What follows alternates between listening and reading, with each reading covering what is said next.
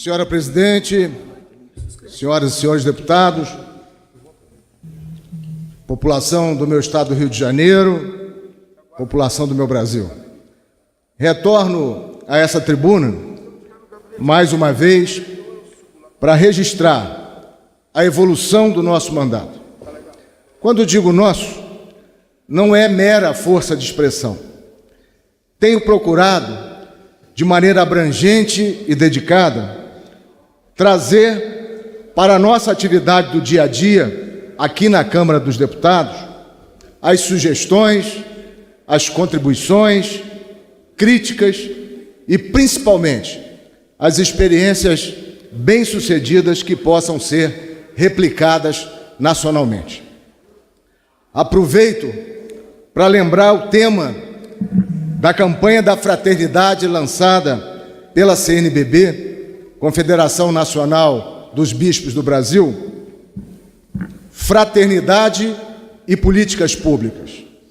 Aliás, muito oportuna, no momento em que os radicalismos tentam tomar o lugar da racionalidade, em que pessoas estão mais preocupadas em competir sobre quem grita mais, quem é mais agressivo, a moderação e o equilíbrio vêm em muito boa hora. Aprendi e continuo aprendendo que somente grita quem perdeu seus argumentos. Por isso, já passou do momento de ocuparmos este espaço para falarmos da agenda e dos assuntos que realmente interessam as pessoas que compõem o nosso país. O nosso país real, as pessoas que nesse momento estão aflitas porque estão desempregadas, subempregadas ou que vivem sob o risco permanente da perda de sua ocupação, inclusive a ocupação informal. Pessoas que ousaram empreender, por ideal ou por necessidade, que colocaram suas economias e ainda buscaram um financiamento bancário e que agora estão vendo chegar impostos, encargos, duplicatas, folhas de pagamento, aluguel para pagar e não estão sentindo o faturamento do seu negócio se ampliar. Ao contrário, veem pela frente mais incertezas. Por isso, é preciso que esta casa, que tem por obrigação representar aqueles que não têm voz, acordar. É hora de despertar. Lá fora, há uma multidão silenciosa que sequer se manifesta em redes sociais, que não está organizada em sindicatos ou associações, que olhada de maneira displicente parece não ter qualquer poder de pressão. É um engano. São justamente estas pessoas que já perderam a paciência. São essas pessoas que querem medidas concretas para que a retomada do desenvolvimento do Brasil possa ocorrer. São pessoas que não se opõem às reformas, desde que elas sejam feitas de maneira justa. Vou repetir, justa, dividindo o ônus de maneira proporcional entre todos nós brasileiros de qualquer categoria, sem privilégios e de modo transparente. Como aquela família em dificuldades que chama todos os filhos e mostra a cada um pedaço do sacrifício a ser cumprido. Sem filho predileto ou protegido. Essas pessoas, no entanto, não têm mais como esperar pelos efeitos das reformas. Certamente elas virão, mas virão a partir dos ganhos na chamada macroeconomia. Ninguém duvida que as contas públicas estejam doentes. Doença grave que tem que ser solucionada através dessas reestruturações. sem as quais certamente não haverá futuro com o qual sonhar.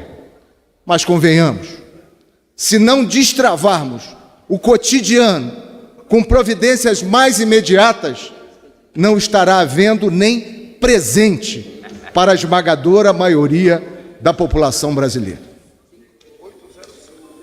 Meus amigos e minhas amigas, não há fórmula mágica, não há bala de prata. Sou de uma geração que chegou a lidar com uma inflação superior a 80% ao mês. Quando digo isso aos meus filhos, na faixa dos 30 anos, eles não acreditam, mas foi nesse país que nós aprendemos a suportar e a superar desafios. Naqueles momentos, nos foi dito que, superada a inflação, todos os males estariam sanados. Hoje, temos uma inflação absolutamente sob controle. Taxas de juros que só não caem mais por conta de um excesso de conservadorismo na política monetária. No entanto, nunca se viu tamanha dificuldade para levar o país adiante. Digo isso não com pessimismo ou negativismo. Ao contrário, o que faço aqui é um alerta. Vamos encarar os problemas. Só assim poderemos retomar o otimismo fundamentado, a crença no futuro. O que faço aqui também é um conjunto de propostas. Porque de diagnósticos e falta de ação, todos nós já estamos fartos. Vamos retomar nossa capacidade de gerar boas políticas públicas. Alguns críticos irão dizer: como fazer isso se temos um enorme déficit? Então, quero responder. Com déficit ou sem déficit, existe uma enorme parcela do orçamento que é mal aplicada em programas ineficientes ou até na ausência de programas. Com custeio vegetativo da máquina pública que não oferece nenhum retorno para a população. De minha parte, como deputado, estou apresentando via projetos de lei algumas iniciativas baseadas principalmente nas experiências bem-sucedidas que pude implantar no meu estado do Rio, como secretário da área de Agricultura e também na Casa Civil e Desenvolvimento Econômico. Aliás, quero aproveitar para ressaltar e agradecer a minha equipe por tantos anos de dedicação e trabalho. No setor da agropecuária, estou levando à nossa brilhante ministra da Agricultura, Tereza Cristina, o programa Brasil Rural Sustentável, baseado no bem-sucedido programa Rio Rural, que implantamos no Estado com o apoio do Banco Mundial, com mais de 100 milhões de dólares de financiamento e que nos possibilitou estarmos presentes em 373 microbacias de 78 dos 92 municípios do Estado, beneficiando quase 46 mil famílias. Vou repetir, quase 46 mil famílias de produtores familiares, incluindo aí os de médio porte. Sim, porque existem empreendedores familiares de médio porte, que sempre foram e continuam sendo os grandes excluídos dos sistemas de apoios governamentais. Tivemos ganhos produtivos que combateram de maneira efetiva a pobreza no campo e ganhos ambientais, com recuperação significativa da Mata Atlântica e a recuperação de mais de 8 mil nascentes. Vou enfatizar, recuperação de mais de 8 mil nascentes. Estamos propondo também o Programa Nacional de Mobilidade Rural, que pretende levar ao Ministério da Agricultura e também da Infraestrutura formas de atuar na recuperação da infinita malha de estradas rurais, que são uma tragédia que se abate diariamente sobre o produtor brasileiro e suas famílias, que sem estradas também não tem acesso nem à saúde, nem a educação. Trabalhamos ainda para que consigamos a reestruturação do PCA, o Programa de Armazenagem, cujo êxito colocará o agricultor brasileiro realmente numa posição de poder falar de igual para igual com seus concorrentes nas Américas ou na Europa, na medida em que poderão escolher o momento ideal da comercialização dos seus produtos. Na área da indústria, nosso foco estará no petróleo, no gás natural e também nas energias renováveis. Quero agradecer aqui as mais de 220 assinaturas de colegas deputados e deputadas que me permitiram liderar e compor a Frente Parlamentar para o Desenvolvimento do Petróleo e Energias Renováveis. O estabelecimento dessa frente representou o cumprimento de um compromisso de campanha. Essa frente será instalada nos próximos dias, senhora presidente.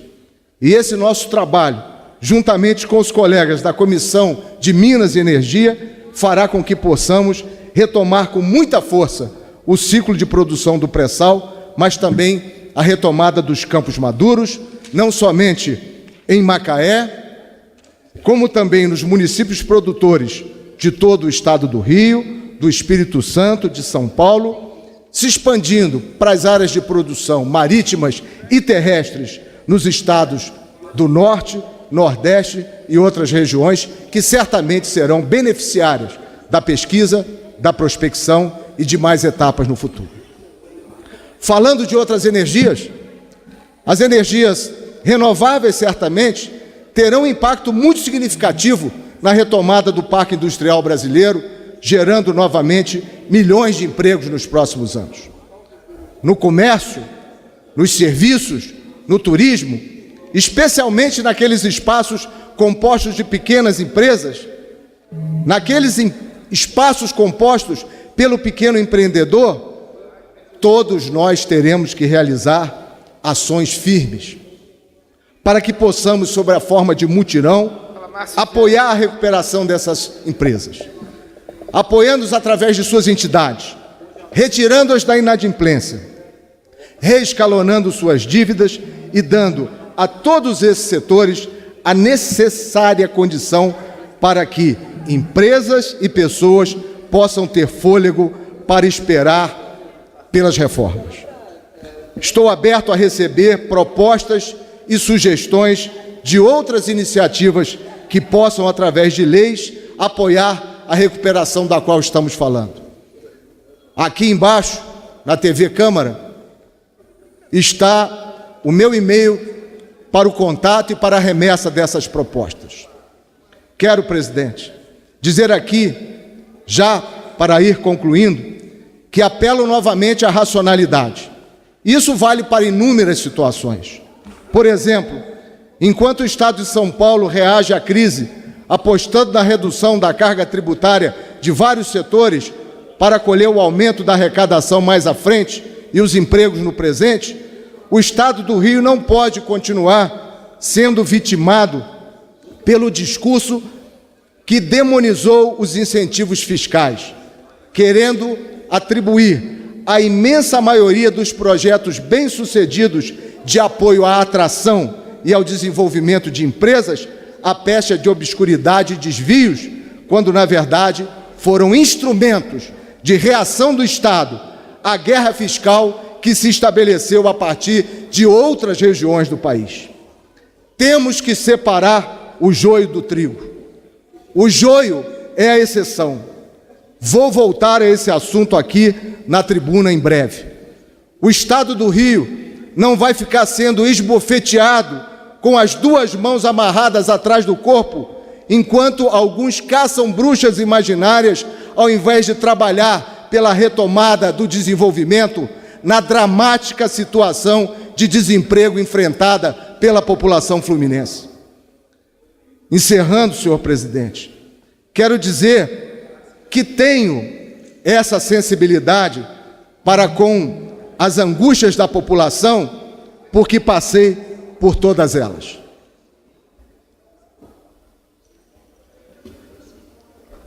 Sou filho de um pai que era zelador de escola pública e produtor rural para complementar a renda, mãe professora municipal no interior do meu município.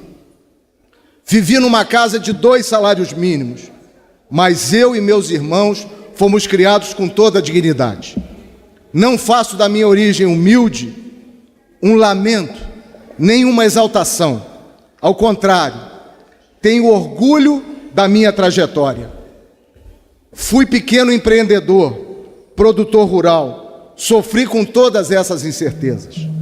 Quando me tornei funcionário do Banco do Brasil, aliás, vou voltar aqui também para falar desse momento por que passa a instituição Banco do Brasil e de minhas preocupações com determinadas condutas que podem retirar o banco do seu papel histórico.